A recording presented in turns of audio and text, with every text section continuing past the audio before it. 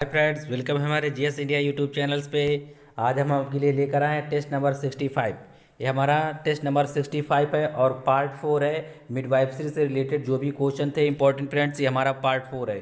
इसके पहले हमारे 64 टेस्ट आ चुके हैं और पार्ट 3 मिडवाइफरी से जितने भी क्वेश्चन इंपॉर्टेंट थे आ चुके हैं। अभी इस पर एक और पार्ट आएगा, पार्ट 5। इसके बाद सभी मिडवाइफरी से रिलेटेड सारे क्वेश्चन कंप्लीट हो जाएंगे फ्रेंड्स।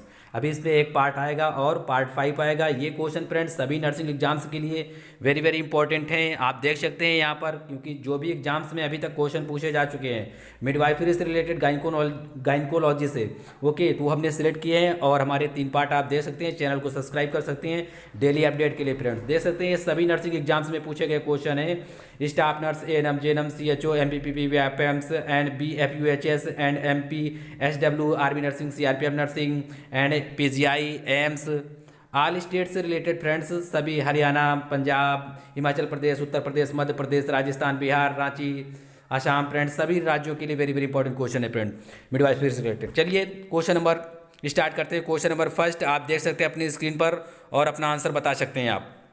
ये रहा आपकी स्क्रीन पर क्वेश्चन नंबर फर्स्ट।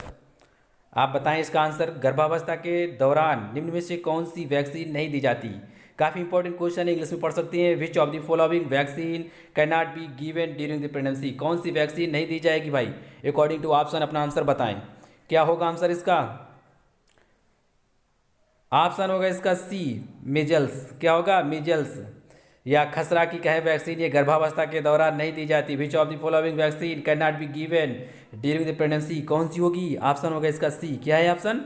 ऑप्शन है इसका सी, मिजल्स नहीं दी जाती। काफ़ी इंपॉर्टेंट क्वेश्चन है और आप ज़्यादा से ज़्यादा अपने कमेंट किया करें ताकि आपको फीलिंग्स महसूस हो कि आप ऑनलाइन टेस्ट दे रहे हैं, क्योंकि सभी परीक्षाएं ऑनलाइन होंगी। ओके, और जितने भी एग्जाम्स ऑफलाइन होते थे मोस्टली अब सब टर्मिनेट करके ऑनलाइन किए जाएंगे, ठीक है। और मोस्टली एग्जाम्स जितने भी हो रहे हैं अब सभी एग्जाम्स ऑनलाइन होंगे, इसलिए आप ज़्यादा से ज़्यादा इसी तरह आप सॉल्व कर लिया करेंगे। आपको एक नॉलेज होगा, एक कॉन्फिडेंस बिल्ड होगा आपके अंदर। ओके, इससे आप ही का फायदा होगा। यहाँ पर देख सकते हैं डिटेल्स में, vaccine date contains life virus during the pregnancy because they possess the theoretical risk. जो भी वैक्सीन क्या होती हैं लाइफ वायरस से बनी होती है वो वैक्सीन ड्यूरिंग द प्रेगनेंसी नहीं दी जाती। जो भी वैक्सीन किससे? लाइफ वायरस से बनी होती है। हमने बताया था इसके बारे में पिछले चैप्टर्स में, वैक्सीनेशन जब पढ़ाया था हमने, तो क्या होती है लाइफ वायरस वैक्सीन। जो भी वैक्सीन क्या होंगी लाइफ वायरस से बनी होंगी वो वैक्सीन क्या होंगी? ड्यूरिंग द प्रेगनेंसी नहीं दी जाएंगी। यहाँ पर आप देख सकते हैं example of the vaccine to avoid during the pregnancy include. कौन कौन सी वैक्सीन को अवॉइड करना चाहिए, नहीं लगवाना चाहिए, नहीं लगाना चाहिए ड्यूरिंग द प्रेगनेंसी? वो कौन कौन सी है? नंबर 1 पे लिखा है चिकन पॉक्स या वेरिसोला वैक्सीन, ये वैक्सीन नहीं लगाई जाती। दूसरे नंबर पे लिखा है मेजल्स या मिजल्स पढ़ लें आप या जो भी पढ़ें आप, ठीक है। मेजल्स, मम्स एंड रूबेला, ये वैक्सीन एमएमआर वैक्सीन, ये वैक्सीन ड्यूरिंग द प्रेगनेंसी के दौरान नहीं दी जाती हैं। ओके, जो भी हिंदी मीडियम से हैं वो लिख सकते हैं चिकन पॉक्स की जो वैक्सीन होती है, मीजल्स की, खसरा की, मम्स की, कंठमाला और रूबेला, ये वैक्सीन क्या होती है? प्रेगनेंसी के दौरान, गर्भावस्था के दौरान नहीं दी जाती हैं। काफ़ी इंपॉर्टेंट फैक्ट है, मोस्टली एग्जाम्स में यहाँ से क्वेश्चन पूछे गए हैं। ओके, लिख लें आप ये सभी point. Chicken pox, varicella vaccine इस तरह भी मिलेगा आपको एग्जाम्स में। मेजल्स, मम्स एंड रूबेला, या यूँ कहे एमएमआर वैक्सीन नहीं दी जाती। ओके, और चिकन पॉक्स भी नहीं दी जाती। चलिए क्वेश्चन नंबर है हमारा नेक्स्ट। Question number 2। जल्दी से कमेंट करें अपना आंसर, क्वेश्चन पढ़ें जल्दी से। प्रसव के दौरान प्रीनियम, ये लिखा है प्रीनियम पर नियोजित तरीके से चीरा लगाना क्या कहलाता है? इंग्लिश में पढ़ लें। What is a plant incision? Incision मतलब होता है कट करना। On the perineum during the labour called, उसे क्या कहते हैं अकॉर्डिंग टू ऑप्शन? अपना आंसर बताएं। क्या होगा आंसर इसका? ऑप्शन इसका सी, इप्जियोटॉमी कहते हैं। क्या? इपिजियोटॉमी। इसे क्या पढ़ा जाता है? इपिजियोटॉमी पढ़ा जाता है। हिंदी मीडियम से जो भी हैं वो से हिंदी में लिख लें इपिजियोटॉमी। Okay, episiotomy. ये लिखा है प्रसव के दौरान जो प्रेनियम पर नियोजित तरीका से जो चीरा लगाया जाता है, कट किया जाता है, इंसिजन किया जाता है, उसे क्या कहते हैं? इपिजियोटॉमी कहते हैं। क्या कहते हैं? इपिजियोटॉमी। यहाँ पर आप हिंदी में भी देख सकते हैं, जो भी हिंदी मीडियम से हैं वो इस तरह भी लिख लें हिंदी में भी, और इंग्लिश में भी जरूर लिखें। इंग्लिश में जरूर लिखें, इससे क्या होगा आपको एग्जैक्ट आंसर पता होगा। यहाँ पर लिखा है इपिजियोटॉमी इज अ कट, एक प्रकार का क्या होता है, cut through the area between your vaginal, कहाँ पर, vaginal opening and the your anus, vagina और एनस के बिटवीन क्या किया जाता है, एक कट लगाया जाता है। वेजाइना और एनस के बिटवीन क्या किया जाता है, एक कट लगाया जाता है। क्यों लगाया जाता है, ताकि बेबी को आउट किया जा सके, आसानी से बेबी को आउट किया जा सके। तो इस चीज़ को क्या कहते हैं, दिस एरिया, ये एरिया क्या कहलाता है, पेरिनियम कहलाता है। उम्मीद है आप पेरिनियम समझ गए होंगे। वेजाइना और एनस के मध्य में क्या होता है, यहाँ पर एक कट लगाया जाता है, यहाँ पर एक क्या होता है, कट लगाया जाता है। इस एरिया को क्या कहते हैं, पेरिनियम कहते हैं। क्या कहते हैं, स्पेलिंग पे फोकस करें, पेरिनियम कहते हैं, स्पेलिंग यहाँ पर दे सकते हैं। This process is done to the vaginal opening large, this process is done to the vaginal opening large for the birth, ताकि बर्थ क्या हो, आसानी से हो सके, बेबी को आसानी से आउट किया जा सके। तो क्या किया जाएगा, इंसीजन किया जाएगा। जो इंसीजन की जगह इसे इपिजियोटॉमी कहा जाता है, लेकिन वो जो एरिया होता है उस एरिया को क्या कहते हैं, पेरिनियम कहते हैं। क्या कहते हैं, पेरिनियम कहते हैं। स्पेलिंग पे फोकस करें, हिंदी मीडियम से जो भी हैं वो स्पेलिंग भी फोकस करें। आप लिख सकते हैं पेरिनियम लिख सकते हैं। ओके, काफ़ी इंपॉर्टेंट है क्वेश्चन। क्वेश्चन नंबर 3 पे चलते हैं। क्वेश्चन पढ़ लें, आप अपना आंसर बताएं। क्वेश्चन नंबर 3, क्वेश्चन नंबर 3 पे दिया गया है, सामान्यतया जनरली या कॉमनली इपिजियोटॉमी लेबर किस स्टेज में की जाती है, विच स्टेज इज यूजुअली इपिजियोमी, ये लिखा है इपिजियोटॉमी, आप यहाँ पर पढ़ लें अच्छे से, episiotomy labour done, which stage is usually episiotomy labour done, कौन सा स्टेज होता है जो सामान्यतः जनरली या कॉमनली किया जाता है। ऑप्शन होगा इसका बी, क्या होगा ऑप्शन, ऑप्शन होगा इसका बी, सेकेंड स्टेज में, द्वितीय स्टेज में। हिंदी में ध्यान रखिए, हिंदी में इसे द्वितीय स्टेज कहा जाएगा, इंग्लिश में इसे सेकेंड स्टेज कहेंगे। क्या कहेंगे, सेकेंड स्टेज कहेंगे। ओके, हिंदी मीडियम से जो भी हैं इसे लिख लें द्वितीय स्टेज या सेकेंड स्टेज, इस तरह भी आपको मिल सकता है, सेकेंड स्टेज इंग्लिश में। तो इस पर भी फोकस करना है कि ये क्या होगा, सेकेंड स्टेज, इस तरह आपको लिखा मिलेगा, या द्वितीय स्टेज में। यहाँ पर पढ़ सकते हैं, आपके लिए काफ़ी ज़्यादा इंपॉर्टेंट डाटा होता है यहाँ पर।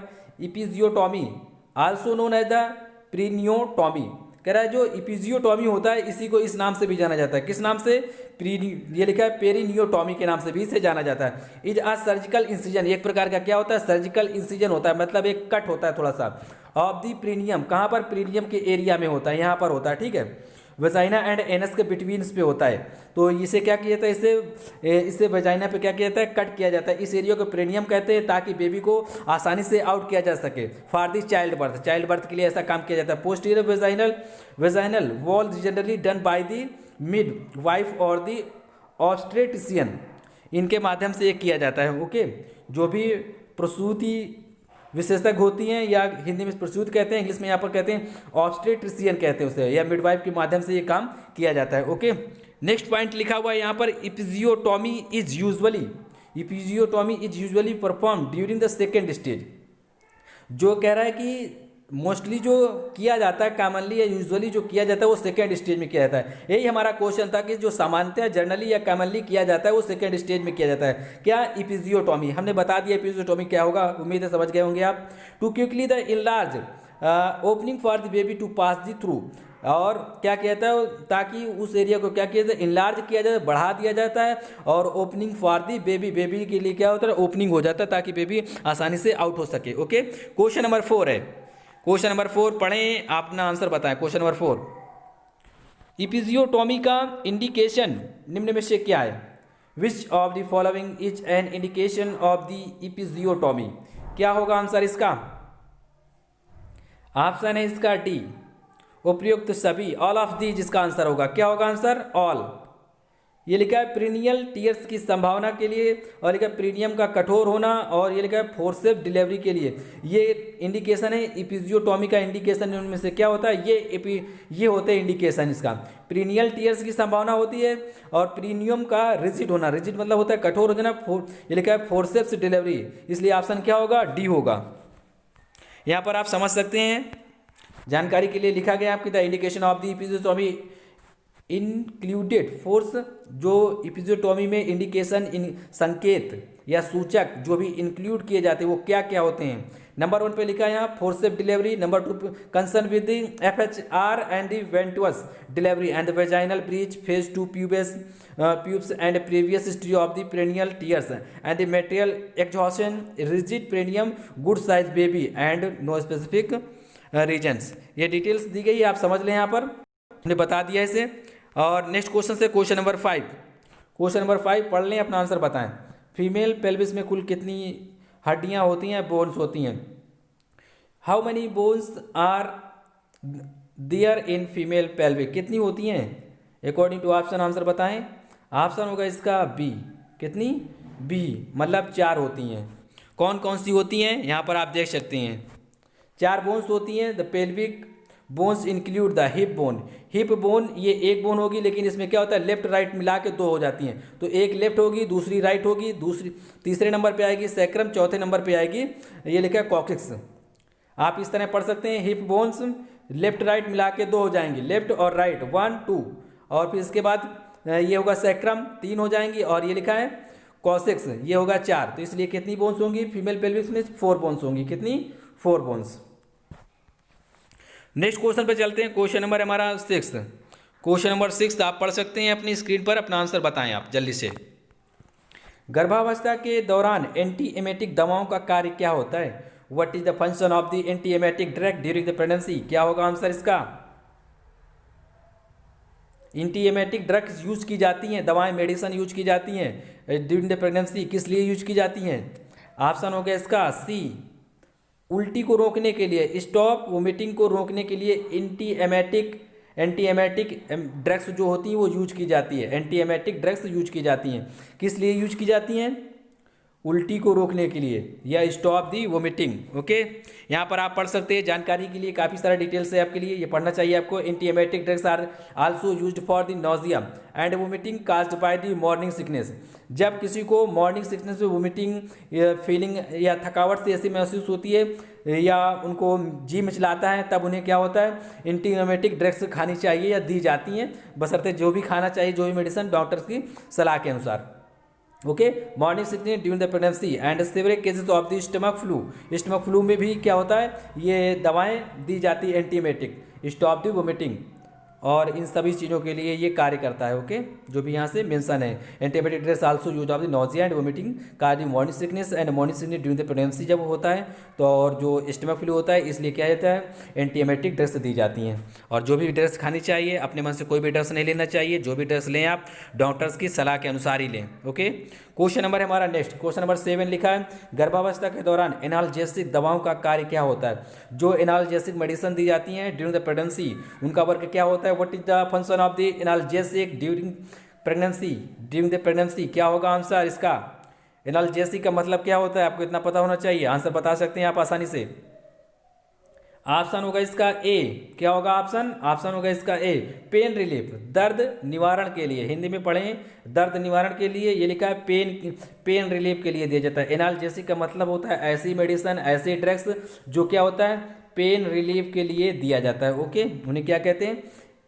पेन रिलीफ मेडिसिन कहेंगे या एनाल्जेसिक कहेंगे। ओके, एनाल्जेसिक का यही कार्य होता है। क्वेश्चन नंबर है हमारा 8, आप पढ़ सकते हैं, अपना आंसर बताएं। MgSO4 निम्न में से क्या है? Which of the following MgSO4? MgSO4 का पूरा नाम होता है मैग्नीशियम सल्फेट। SO4 होता है sulphate. Okay, magnesium sulphate according to option, answer बताएं अपना। ऑप्शन होगा इसका सी।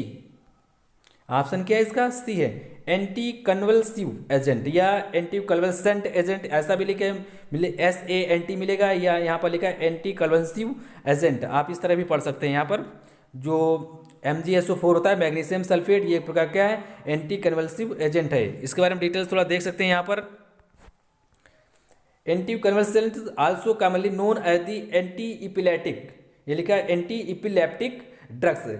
जो एंटी कन्वल्सेंट ड्रग्स होती हैं या एजेंट्स होते हैं, इसे और किस नाम से जाना जाता है? एंटी इपिलेप्टिक ड्रग्स के नाम से भी जाना जाता है, और as the anti seizure drugs या एंटी सीजर ड्रग्स के नाम से जाना जाता है। इन्हें कई नाम है इनके, यहाँ पर सभी नाम दिए गए। एंटी सीजर्स के नाम से भी जाना जाता है, और एंटी कन्वल्सेंट के नाम से भी जाना जाता है, एंटी इपिलेप्टिक ड्रग्स के नाम से भी जाना जाता है। Are the diverse group of the firm, ये लिखा है pharmacological agents used in the treatment for the epileptic seizures, जिनका यूज किया जाता है इपिलेप्टिक सीजर्स में किया जाता है, इपिलेप्टिक या मिर्गी के उसमें किया जाता है सीजरिंग में। ओके, क्वेश्चन नंबर हमारा 9, MgSO4 मैग्नीशियम सल्फेट कहते हैं इसी को, इसका पूरा नाम ये लिखा हुआ है, का एंटीडोट क्या है? What is the antidote of the MgSO4 magnesium sulphate का पूछ रहा है, एंटीडोट क्या है? अकॉर्डिंग टू ऑप्शन अपना आंसर बताएं, क्या होगा आंसर इसका? ऑप्शन है इसका सी। ऑप्शन क्या है इसका? ऑप्शन है इसका सी, कैल्शियम ग्लूकोनेट। कैल्शियम ग्लूकोनेट को MgSO4 के एंटीडोट के रूप में इस्तेमाल किया जाता है, एंटीडोट के रूप में इस्तेमाल किया जाता है। MgSO4 के एंटी जो डोट के रूप में इस्तेमाल किया जाता है, तो वो किसे? कैल्शियम ग्लूकोनेट को इस्तेमाल किया जाता है, ग्लूकोनेट के। ठीक है, यहाँ पर आप पढ़ सकते हैं, डिटेल्स भी समझ लें कैल्शियम ग्लूकोनेट के बारे में। यहाँ लिखा calcium gluconate is the antidote for the magnesium sulphate toxicity, ये इसका एंटीडोट है किसका? मैग्नीशियम सल्फेट का, या यूँ कहे MgSO4, Mg मतलब होता है मैग्नीशियम, SO4 मतलब होता है सल्फेट, इसलिए इसे कहेंगे मैग्नीशियम सल्फेट। ये क्या है? मैग्नीशियम सल्फेट का एंटीडोट होता है। ओके, यहाँ पर जो लिखा है कैल्शियम ग्लूकोनेट, हिंदी मीडियम में इस तरह ले लें, इंग्लिश में ये लिखा हुआ है। Magnesium sulphate is the naturally occurring the minerals use to the controls of the low blood levels of the magnesium, ये क्या करता है? Low bloods of the levels को कंट्रोल करता है। Magnesium sulphate the injection is also used for the paediatric acute the nephritis, ये use किया जाता है पीडियाट्रिक्स में एक्यूट के लिए, पेडियाट्रिक्स के लिए, और acute the nephritis and the to prevent the seizures, और सीजर्स को प्रिवेंट करने के लिए इन द सेवरल इक्लैम्प्सिया, इसके लिए, एंड दी इक्लैम्प्सिया और दी टॉक्समिया ऑफ प्रेगनेंसी, इन सभी चीज़ के लिए इसका यूज किया जाता है। ओके, यहाँ पर आप समझ सकते हैं, ये मैग्नीशियम के बारे में बताया गया है यहाँ पर, लेकिन अभी जो ऊपर बात कर रहे थे ये इसका एंटीडोट के बारे में बताया था। जो इसका एंटीडोट होगा मैग्नीशियम सल्फेट का, वो होता है कैल्शियम ग्लूकोनेट होता है, और यहाँ पर हमने मैग्नीशियम के बारे में बताया है। ओके, ये पढ़ सकते हैं आप अपनी जानकारी के लिए।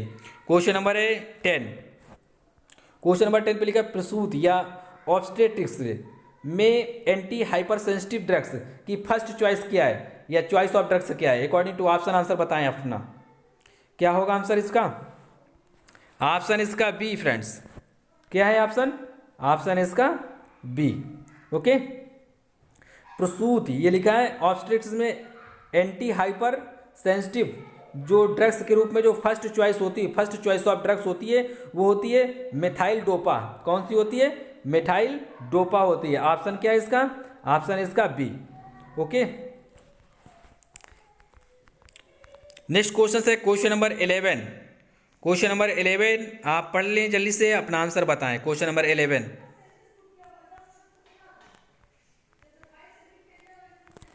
क्वेश्चन नंबर 11 पे लिखा हुआ है प्री टर्म लेबर और डिलीवरी को डिले करने के लिए, प्री टर्म जो लेबर होता है और डिलीवरी जो होती है उसको डिले करने के लिए कौन सी ड्रग्स काम में लाई जाती है, या कौन सी ड्रग्स काम में ली जाती है?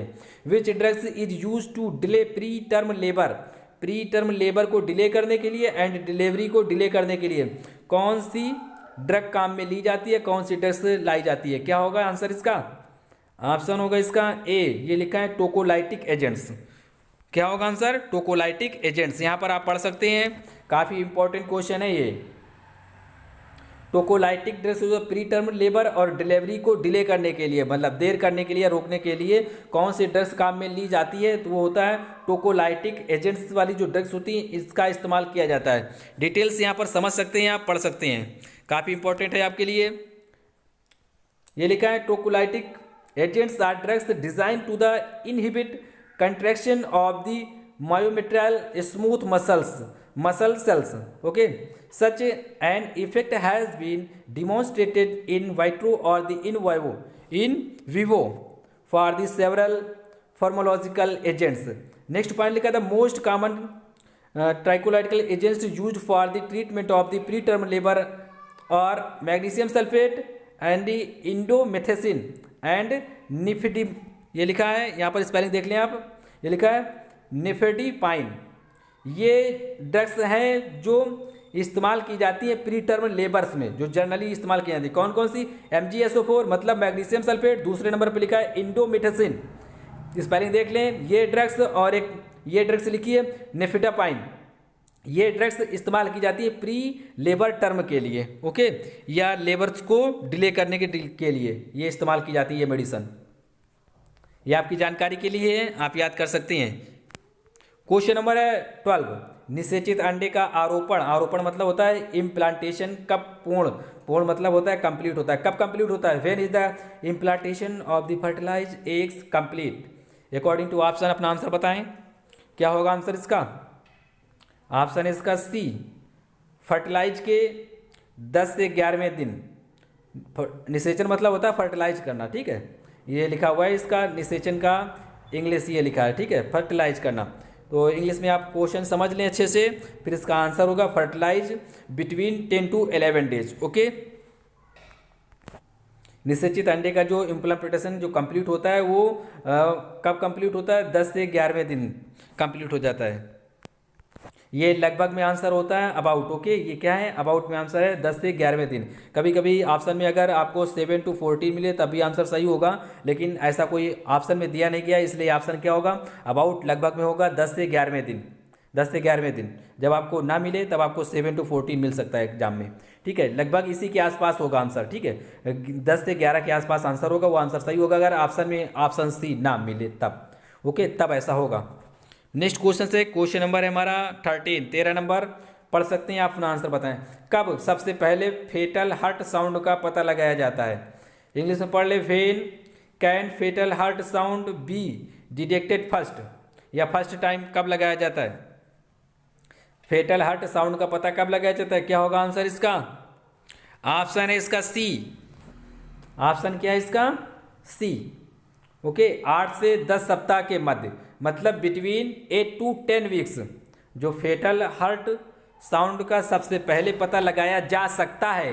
मे बी या कैन बी, ठीक है, इसका मतलब है पता लगाया जा सकता है, तो मे बी है, तो ऑप्शन में क्या होगा? 8 से 10 वीक के अंदर।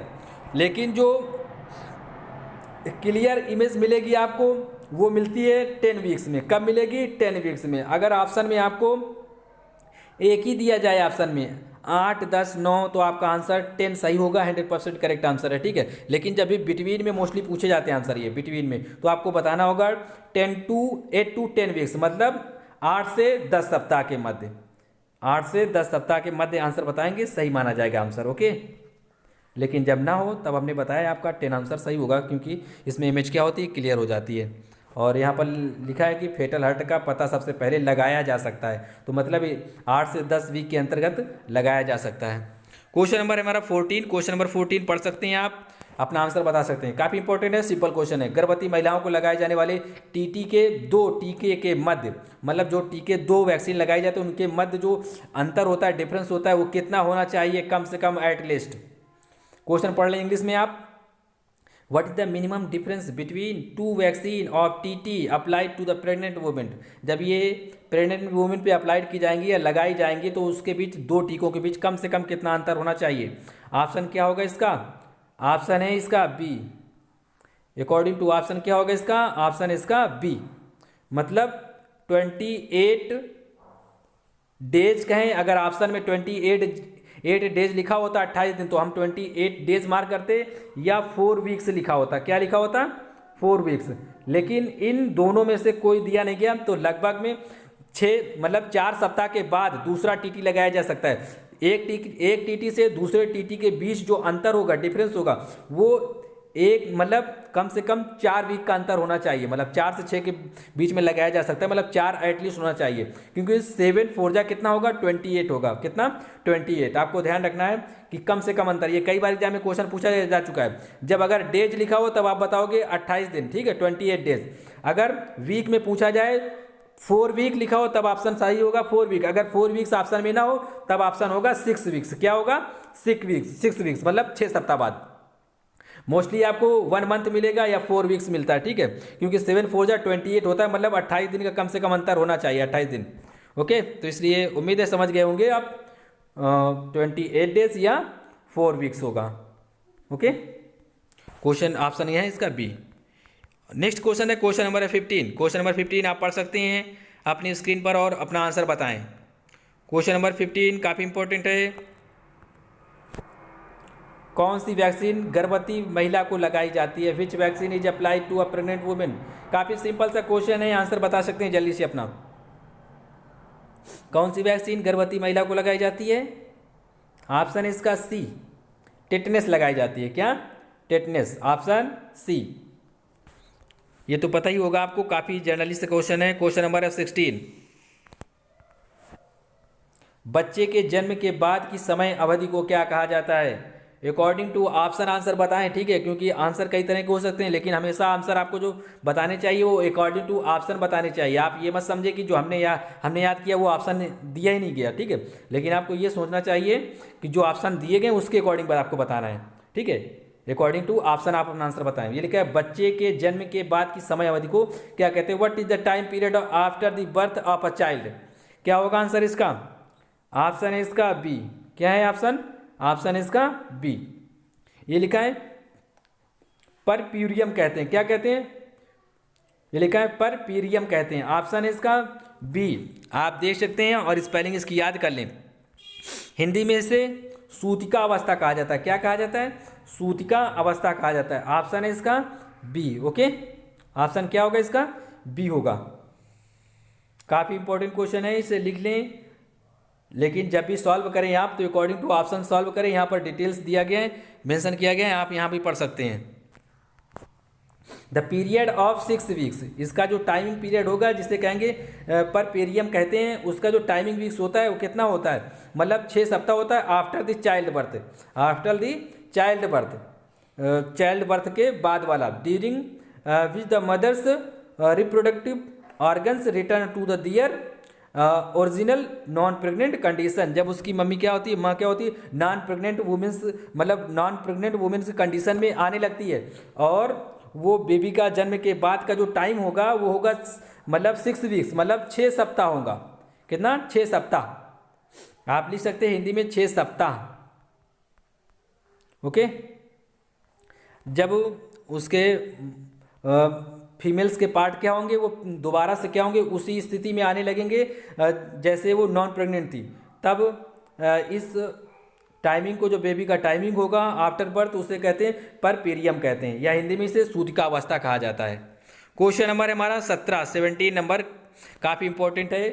ये लिखा है पर पीरियम की अवधि कितनी होती? What is the duration of the puerperium? यहाँ पर आप पढ़ सकते हैं इंग्लिश में। ये लिखा है प्योर पेरियम, जैसा आप पढ़ना चाहें यहाँ पर पढ़ लीजिए, स्पेलिंग पे ज़्यादा फोकस करें। तो ऑप्शन क्या होगा इसका? अभी हमने बताया, ऑप्शन है इसका ए 6 वीक्स।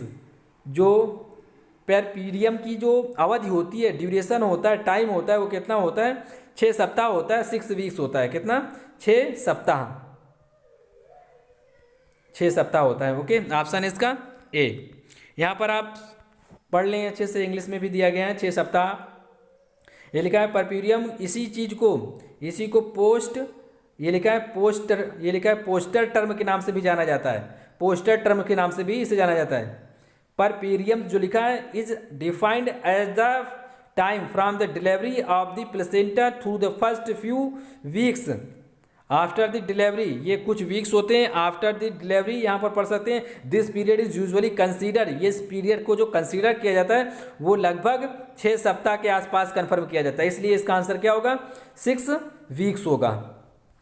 6 वीक्स होगा। This period is usually consider, अक्सर इसको कंसीडर किया जाता है। पर पीरियम जो लिखा है यहाँ पर, और इसी को कहते हैं पोस्टर, ये लिखा है पोस्टर टर्म। इन दोनों को जो कंसीडर किया जाएगा ये 6 वीक्स। ओके, क्वेश्चन नंबर हमारा 18, पिछले वीडियो का हमारा क्वेश्चन है, काफ़ी इंपॉर्टेंट क्वेश्चन था। कई लोगों ने इसका आंसर सही बताया, जिनका आंसर गलत है वो देख सकते हैं। निम्न में से गर्भाशय की सामान्य स्थिति मतलब पोजीशन कौन सी होती है, जो यूट्रस की सामान्य पोजीशन होती है? लिखा है which of the following is the most common position of the uterus? कौन सी होती है? क्या होगा आंसर इसका? ऑप्शन है इसका ए फ्रेंड्स। क्या है ऑप्शन ए? इंटरवर्टेड पोजीशंस होती है। इसको और किस नाम से जाना जाता है? यहाँ पर आप देख सकते हैं, इस normal position of the uterus. ये normal position of the uterus होती है। 50% महिलाओं में यही पोजीशंस होती है, ठीक है, जो जनरली सामान्य स्थिति वाली जो पोजीशन होती है, तो इसे क्या कहते हैं, इसके लिए जो टर्म्स यूज किया जाता है, ये लिखा है इंटेवर्टेड पोजीशन, ये लिखा है इंटेवर्टेड पोजीशन। ऑप्शन है इसका ए। तो ध्यान रखना है आपको, जो इंटेवर्टेड पोजीशन होती है इसी को कहा जाता है normal position of the uterus. ये normal position of the uterus है। ओके, एंड ये लिखा है anteflexed and inverted of the position is 50% of the women's. कह रहा है ये जो पोजीशन होती है लगभग 50% महिलाओं में होती है। ठीक है, काफी इंपॉर्टेंट था क्वेश्चन। क्वेश्चन नंबर है हमारा 19 नंबर क्वेश्चन पढ़ सकते हैं आप अपनी स्क्रीन पर और अपना आंसर बता सकते हैं। Question number 19,